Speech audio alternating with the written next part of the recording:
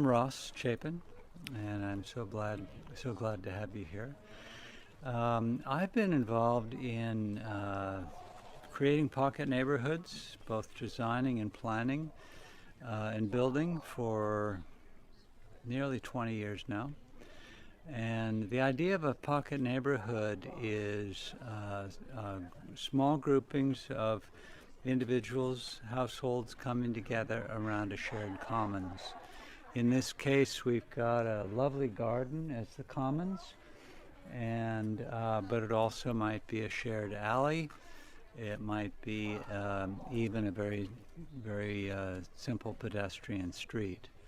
What we've gotten here is this is the 3rd Street Cottages in Langley, Washington, in the Pacific Northwest. And what we have done, it was initiated by a zoning ordinance that allows for double the density of houses in any residential area if the houses are limited in size to under 1,000 square feet, if they're oriented around a shared commons, a garden, and 2 and 3 if the cars are corralled and not being obnoxious to the surrounding neighborhood. So given that, we're allowed to have more houses on 4 lots. We had 8 houses on 4 lots. What we realized after it was created was that there was a tremendous market that was untapped.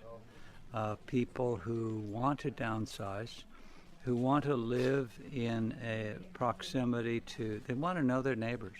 And that is empty nesters, single parents, people getting started, far more than most of the houses, most of the population that would typically, the only option they have would be family-sized houses. So that's what we're doing here. The pocket neighborhoods, the idea is the scale of sociability. The people that we relate to on a daily basis, how many would that be? Would it be 50, 20? I've determined that it's more like 6 to 8 nearby neighbors that we can relate to easily. So if you've got a larger development, you might have 3 or 4 or 5 pockets depending upon how big the development is, rather than a huge park surrounded by 30 or 40 households. There are many, I call them patterns for community that we design in. Some of them have to do, as I mentioned, about the clusters of a dozen. That would be a key pattern. The idea of a common space at the center. The idea of if you've got community, to have community you need to have privacy. And to have privacy, we really look at how take a look at this house right over here. You've got the active part of the house, the sunny side, when it is sunny out, facing south. And the north side, if you can swing around here, there are no windows looking onto the next door neighbor. And so when you wake up in the morning and you open the curtains, you don't have somebody up, surprise, look at you. So nested houses, all the houses dovetail together one to another. And so you can be quite close together and yet have privacy. The other piece that we've worked with is the layers of personal space.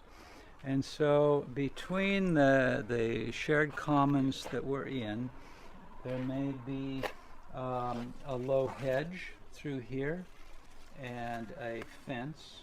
Now I could step over this fence, and at the same time it marks the layering. Inside there is then the private yard, We've got the porch with the flower boxes. These aren't just cute, but they're a way for personal expression, but a way for another sense of layering. It's interesting, with this house, we are probably 5 feet to the porch, and yet there's a sense of privacy here. The porches themselves are room-sized, and so they're an extension of the home. The layering goes inside the house, where the active portions of the house are forward and facing the commons, and the private part of the house is farther back and looking at its own private little garden, or in the rear, or it might be up above in the house. So those are some of the key patterns that we work with in designing, whether it be a group of small cottages or it might be a pocket neighborhood of larger homes.